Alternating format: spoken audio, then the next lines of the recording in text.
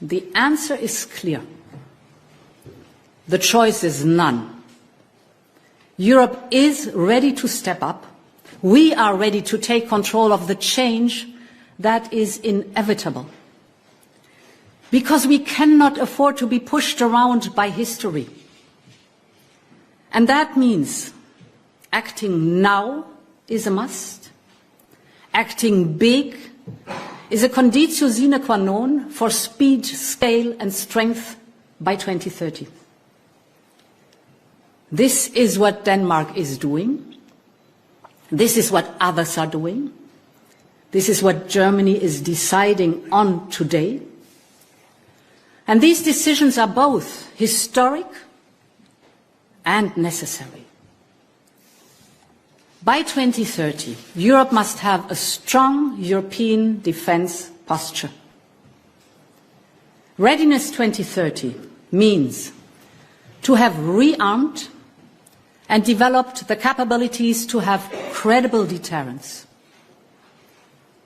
Readiness 2030 means to have a defence industrial base that is a strategic advantage. But to be 2030 ready, we must move now.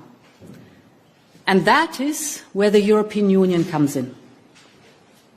To be very clear, Member States will always retain responsibility for their own troops, from doctrine to deployment, and of course for the definition of the requirements of their armed forces.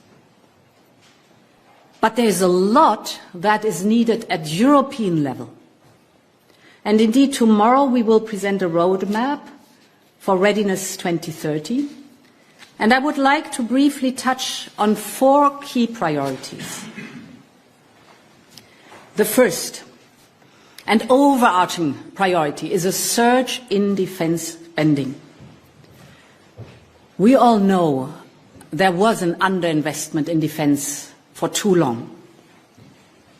Member States' defence spending has now increased by more than 31% since 2021. That is better, but that is not enough. It is still far lower than that of the United States, Russia and China. So rebuilding European defence will require massive investment over a sustained period, both public and private.